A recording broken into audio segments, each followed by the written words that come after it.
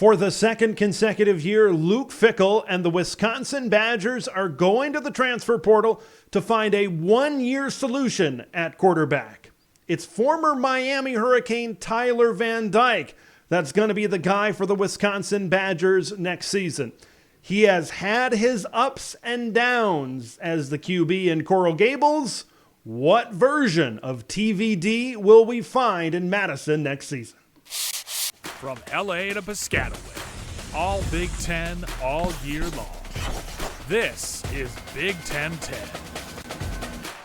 Now, eventually, Wisconsin is going to invest in their future a little bit at the quarterback position, right? Yes, of course they do. They do have some youth within their quarterback room. But for now, for the 2024 season, Tyler Van Dyke is the best option. I definitely agree with what Wisconsin was able to do. And getting an experienced Power 5 quarterback to come in to lead your program on offense next season. But there is a future in this Badger quarterback room beyond 2024. You had Braden Locke fill in for Tanner Mordecai for a couple of games when he was out with an injury. You saw some flashes, some good things from Braden. Other times you didn't see as good of things from Braden Locke.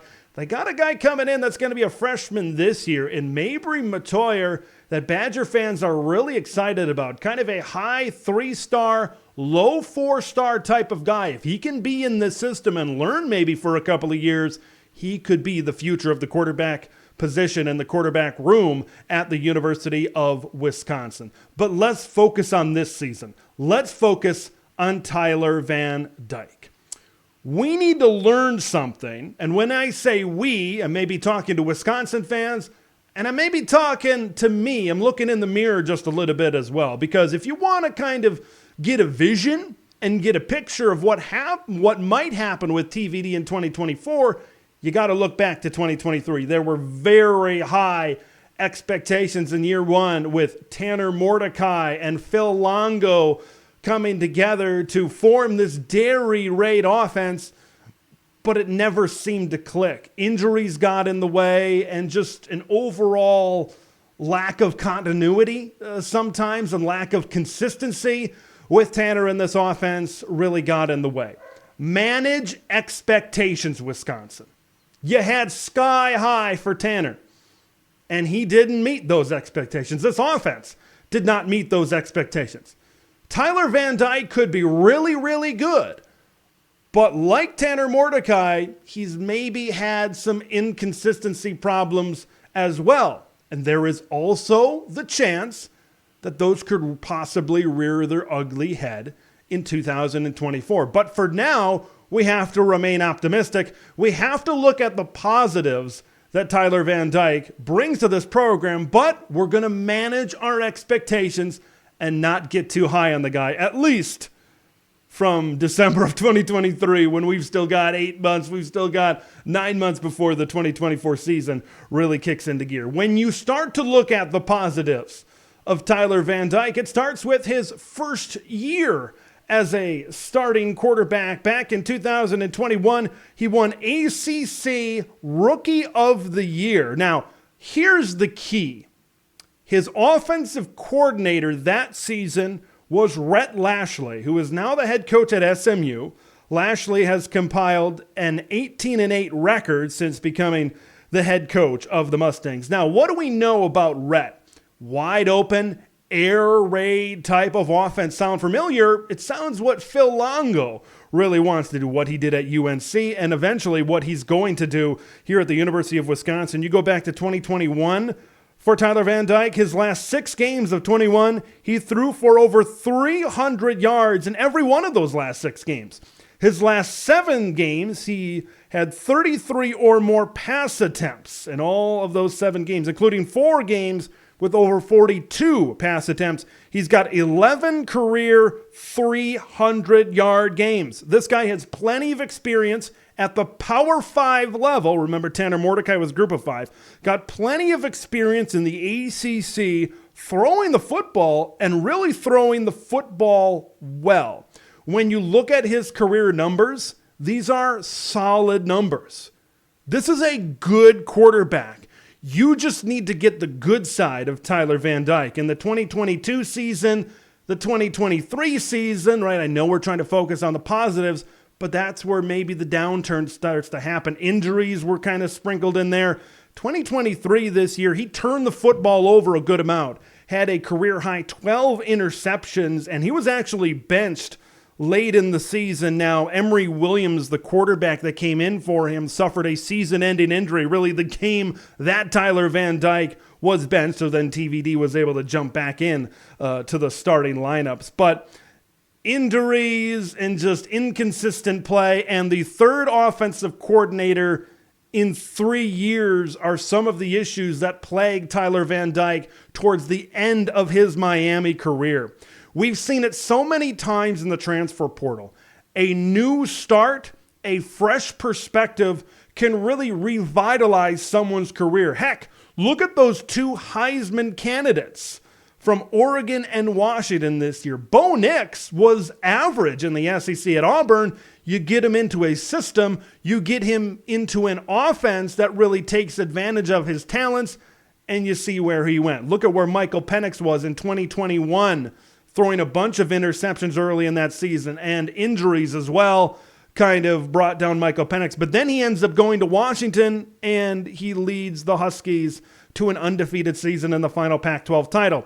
Wisconsin fans are hoping that these types of things can happen with Tyler Van Dyke, because when you watch him on film, he throws a really good ball, stands at 6'4", 225 pounds, very accurate deep ball. There were some points, some throws this season down the field for Tanner Mordecai where he was just a little bit off when he was stretching the football down the field. But Van Dyke is very accurate down the field and throws a really good deep ball. And you got to think with Phil Longo and the type of offense that he wants to run in an ideal world, this is the type of quarterback that can really come into Madison and possibly do some things. Let me talk about Phil Longo, and let me talk about maybe a best case scenario for 2024. If they want to get the most out of Tyler Van Dyke, this offense needs to go full Longo. Okay, last year, year number one, you still had some Paul Chryst leftovers. Of course, you had the big, really good, mind you, bruising running back in Braylon Allen. You had wide receivers like Skylar Bell and Chem Radike. All those guys are gone. Allen's going to the NFL. Bell and DK are in the transfer portal right now. Your top two wide receivers coming back in Madison, Wisconsin are Will Pauling, a transfer that came with Luke Fickell from Cincinnati, and then Bryson Green, who came over from Oklahoma State. CJ Williams is also in there, expected to maybe step up into that number 3 or number 4 type of role, a transfer from USC that was brought in by Luke Fickell. Now you're starting to see this roster de-Christed and Longoized, where you're really expecting Wisconsin to establish an identity. Last season, some games you'd see old school Wisconsin football where they line up and really run the football effectively. Sometimes you'd see the Phil Longo style of play where they put it in the air a lot more. They lacked a consistent identity last season. I expect this Wisconsin team in 2024 with TVD as the starting quarterback to lean more into that Phil Longo pass game. Your running backs coming back as of now, they could go into the portal, but coming back as of now, Jackson Aker and Cade Yakimelli doesn't exactly impose fear. These are not the RBU type of backs. Aker's solid. Yakimelli is a guy that maybe should be a little bit further down the depth chart right now, but those are both solid backs. And when you look at maybe next year with these wide receivers coming back, the quarterback coming in, if this offense can lean into this dairy raid that Phil Longo wants to do, and maybe you use the running back sparingly, that can work in 2024. And I would expect that's the direction that Wisconsin wants to go, and that's the identity that they are going to paint for themselves going forward. That's what needs to happen. You can't go half in and half out. If you're going to go into the Longo, if you're going to go into the Dairy Raid, you need to go full Longo. Okay, so you got Dylan Gabriel coming in at Oregon. USC is probably going to get Will Howard. Will Rogers probably is going to go to Washington. You've got Drew Aller. Is Tyler Van Dyke any of those guys? Probably not. Is he going to be one of the best quarterbacks in this conference? Maybe not. But if you can get the high side, if you can get the upside of Tyler Van Dyke, this is a Wisconsin team that can have a fair amount of success in this Phil Longo offense in 2024. Thanks for watching Big Ten TED, where it's all Big Ten all year long.